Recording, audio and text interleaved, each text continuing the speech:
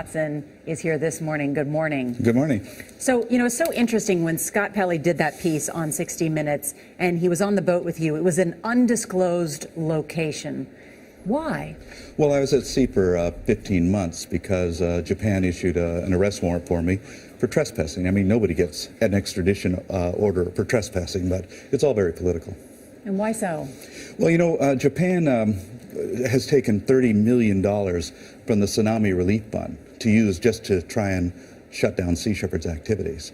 And so they sent an army of lawyers after us. We've been charged with contempt in the U.S. courts, but they haven't been able to stop Sea Shepherd. The 3 ships with 100 crew from 24 nations leave in a week to go down there. How would you characterize your tactics? As enforcing international conservation law. And people who say they're too aggressive, too violent, and too risky, you say? They've destroyed one of our ships, injured our crew, and they kill whales. So if you're talking about violence, it's the whalers who are violent. We have never injured anybody. Are you winning? Oh, yes, we are. Last year, they only took 9% of the quota. The year before that, 17%. And so Sea Shepherd has been able to effectively shut down their illegal whaling operations in the Southern Ocean. Japan is by and far and large the biggest culprit. Yes, it is. It's the primary culprit, and they're targeting endangered whales in an internationally established whale sanctuary in violation of a global moratorium on whaling, and they're in contempt of the Australian Federal Court. And why do they want these whales? Well, that's a good question, because there's really no market for them. It's like they have this policy: if we give in on whaling, we might have to give in on bluefin tuna, and nobody's going to tell them what to do. But this is a sanctuary that they're killing whales in, and the nations of the world have a responsibility to uphold those laws, but they're not doing it. And because of that, non-government organizations have to do it for them. Why aren't they upholding the law? It's not in their economic or political interest to do so. We have all the rules and regulations to protect our oceans, but no economic or political will to enforce them. What do you fear? I fear losing the whales. I fear losing, diminishment of life in our oceans. If the oceans die, we die. Many, many years ago, back in 1975, I had an encounter in the North Pacific with a sperm whale. The whale could have taken my life, chose not to do so. And that made me think very deeply about what it was we're doing. It was a dying whale, and I saw him fall back and slide back into the sea rather than come forward and crush us. I said to myself, why are we killing these whales? And the Russians didn't eat whale meat. They kill whales for sperm and spermaceti oil, which is used as a high heat resistant lubricating oil for machinery. And one of the things it was most valuable for was the construction of intercontinental ballistic missiles. I said, here we are destroying this incredibly intelligent, socially complex, self-aware, sentient being for the purpose of making a weapon meant for the mass extermination of human beings. And it just struck me, we're insane. Our whole damn species is insane. And from that moment on, I just said, I'm not here for us, I'm here for them. If human beings can learn to live in harmony with all other species and live in accordance with the basic laws of ecology, the law of diversity, the law of interdependence, the law of finite resources, no species has ever survived on the planet living outside of those 3 basic laws. So if we don't learn to live within the boundaries of those laws, we're not going to survive either. So will humanity be able to do that? I don't really know, At some point, maybe nature will force us into having to make that decision, but I don't see us making it willingly because there's too many temptations. Leonard Cohen, in one of his songs, has 2 lines that sum it up. He says, we're locked into our suffering and our pleasures are the seal. In other words, we're too busy feeling good and having a great time and entertaining ourselves to worry about the future. How much is going on in terms of overfishing and what's happening? A lot. I call it the economics of extinction. There's money to be made by driving species into extinction because as the numbers go down, the value of the fish goes up. One bluefin tuna is worth $75,000 right now, and the price is going up. When there's no more, and the only ones left are in the warehouses in Japan, they'll be priceless. If an American president or an American administration wanted to stop the Japanese, could they? Yes, all they have to do is enforce U.S. Department of Commerce regulations against Japan and Iceland, but they choose not to do so. Thank you, Paul. Really interesting. Thank you, Paul. My contribution in my crew in that is to save lives and to buy time, to protect habitats, so we can measure our success in the number of lives saved, the number of illegal operations that we shut down, and so we've been pretty successful in doing that. So I think that's the best thing that we can do right now, but also to encourage people to understand that each and every one of us can make a difference. And we just have to use our individuals' talents and skills and harness that to passion, imagination, and courage, and we can make a difference. But I see more and more of that being done. You know, you can't depend upon governments or big organizations to change things. They never have, they never will. They usually cause the problems. Almost all social revolutions throughout history have been championed by individuals or small groups of individuals. Slavery wasn't ended by governments, it was ended by people like Wilberforce and Douglass. The women's rights movement, the suffragette movement, you know, that was led by women who are virtually unknown today, who were beaten and jailed and abused by the politicians who later took credit for what they did. So you need that kind of passion if you're going to make a difference. Overfishing.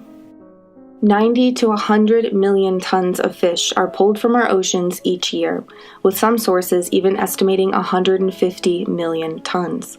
From the 1950s to 2011, worldwide catches increased fivefold, while the amount of fish in the sea was reduced by a half. 3/4 of the world's fisheries are exploited or depleted, and some scientists predict that we'll see fishless oceans by 2048.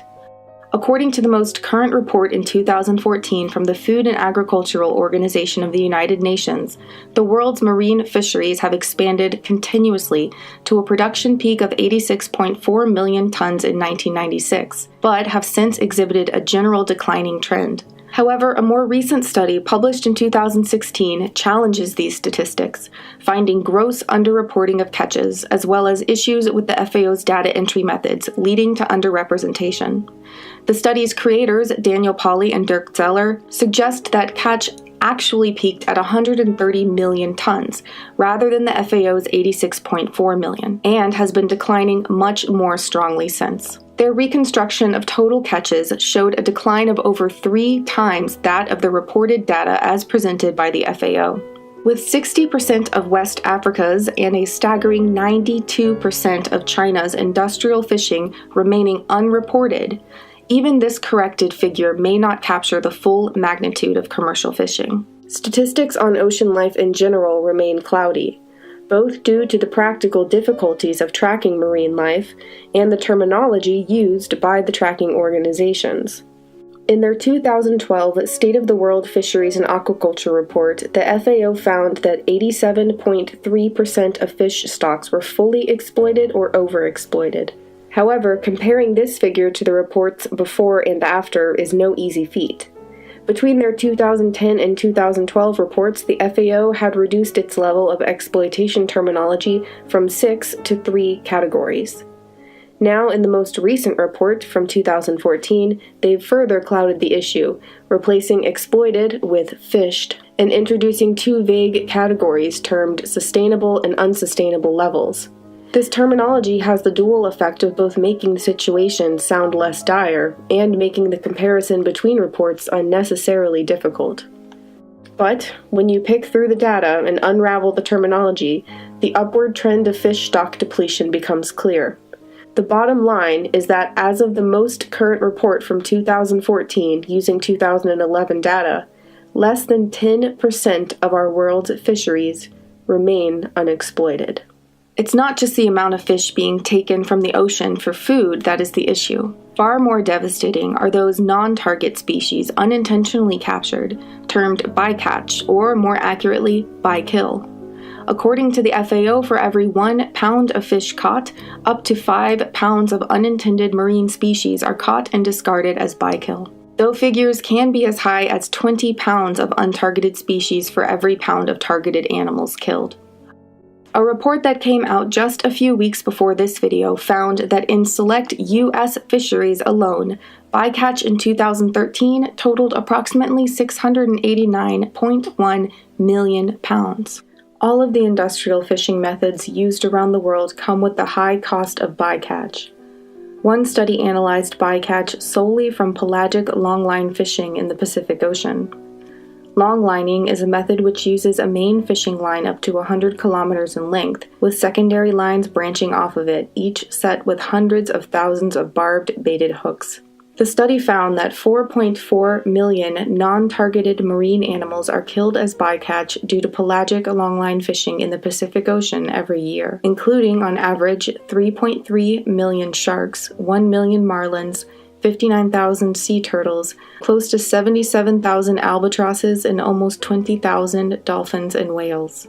Trawling, the primary method used for shrimp, is often referred to as the ocean equivalent of clear-cutting rainforest, with 80 to 98% of unintended catches being thrown back into the sea, dead.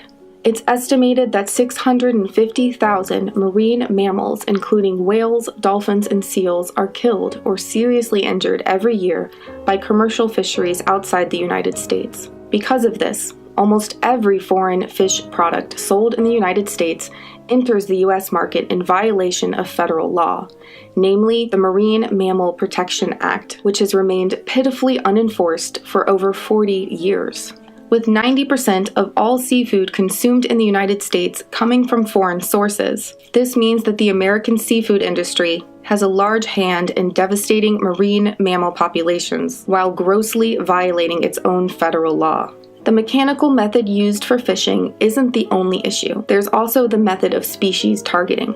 Humans tend to go after the biggest fish first until they are no longer available. Then they move on down the chain, a process marine biologist Daniel Pauly termed fishing down marine food webs.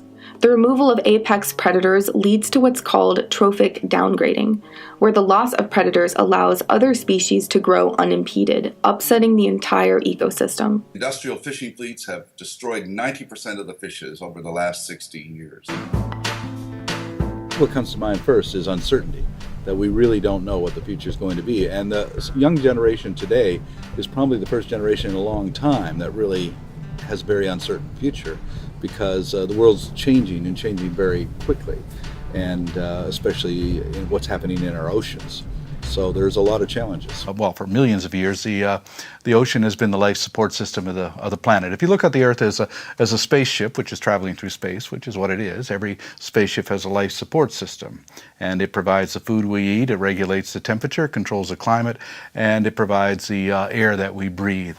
And that life support system is to be found in the ocean. And that life support system is run by a crew of on this planet, which are all these various species that make it work. We're not crew, we're passengers. We're having a great time entertaining ourselves. But what we're doing is killing off the crew. The phytoplankton that produces the oxygen, the whales that provide the nutrients for the phytoplankton, the interrelationship with all the species that keeps everything running and has kept everything running for millions of years. We're seriously compromising the efficiency of that, if you look at it in terms of machinery, that life support system. And that's a very serious situation. 40% diminishment in phytoplankton population since 1950 is a serious situation that really nobody's aware of. Phytoplankton provides between 50 and 70 or possibly even 80% of all of the oxygen that we breathe, the rest coming from trees and plants. And if you remove phytoplankton, which is now seriously being depleted, then we simply will not have oxygen to breathe. And the relationship between phytoplankton and whales is that whales provide the nutrients for the phytoplankton, iron and nitrogen, primarily through the feces, similar to horse manure on providing fertilizer on a farm. So the whales are in fact the farmers of the ocean.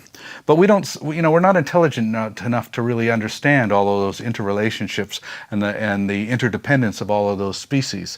And as such, we're depleting that ability of the oceanic ecosystems to sustain life on this planet.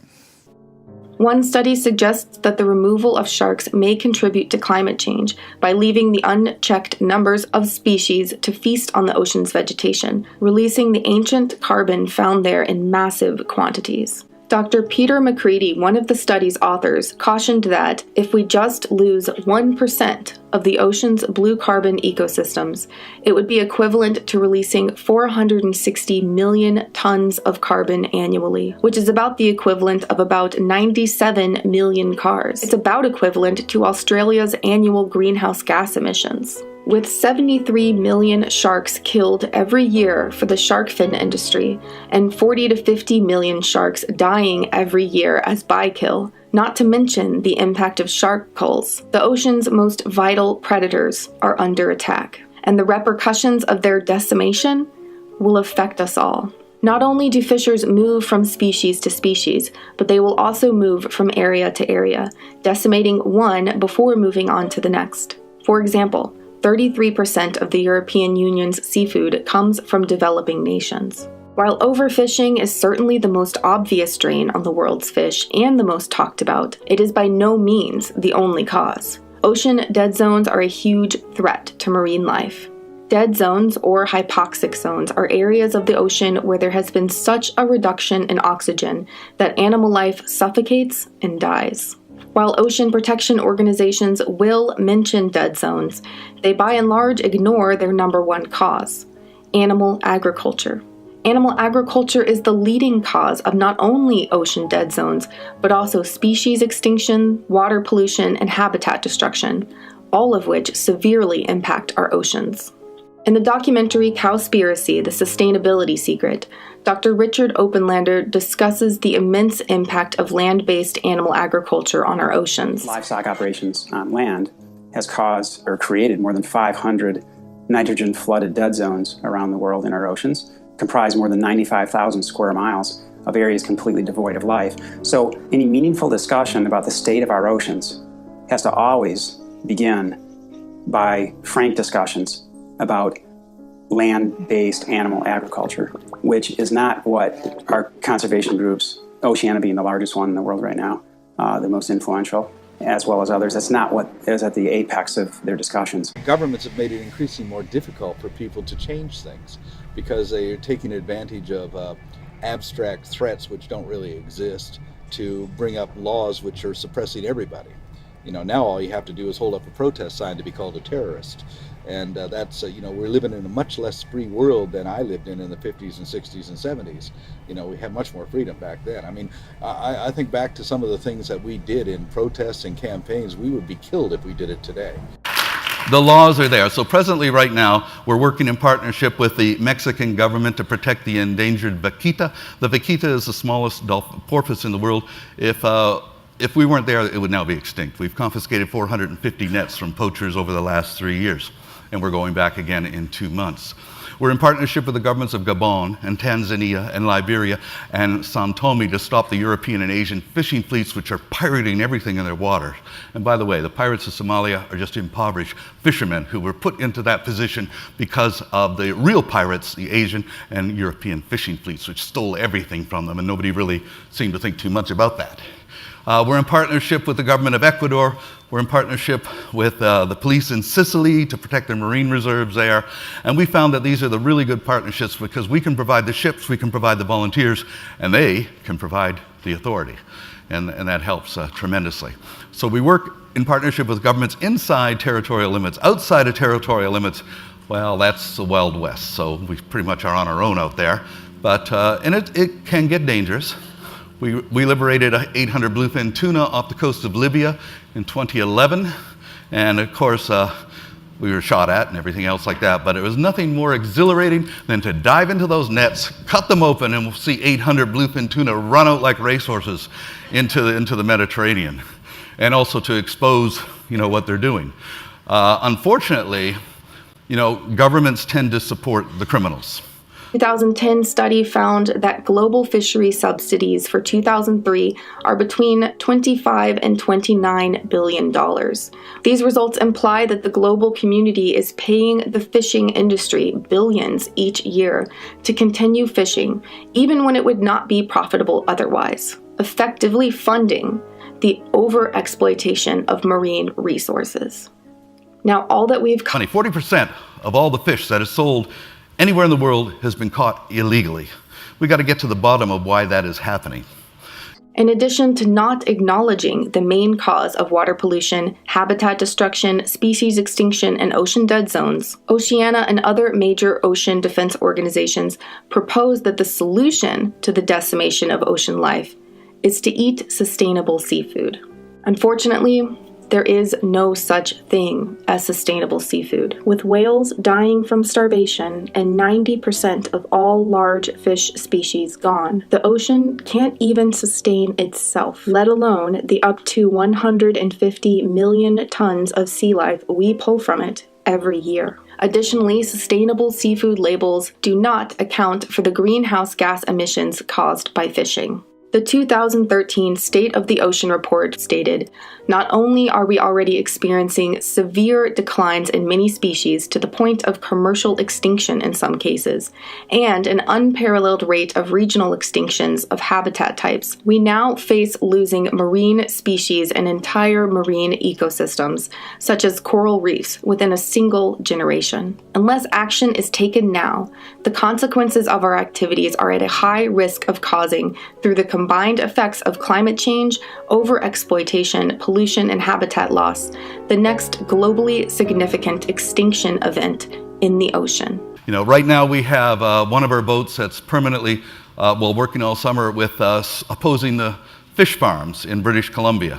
And we're working with the First Nations there. They're now occupying 2 of those fish farms, and we're exposing what's happening because of the domestic farming of salmon is an insidious threat to survival of life in the ocean. The spreading of parasites and viruses from farm salmon, an exotic species, to native species, and incredible source of pollution. When fish farms or aquaculture took off in the 1950s, the number of wild-caught fish also rose dramatically. From 1950 to 2001, fish farming increased 38-fold, from 1 million tons to 38 million tons. Fish farms actually increase the number of wild fish caught because farmed carnivorous species require large inputs of wild fish for feed. Aquaculture systems also modify and destroy wild fish habitats, pollute the water with waste disposal, introduce exotic species, and are breeding grounds for pathogens and pests.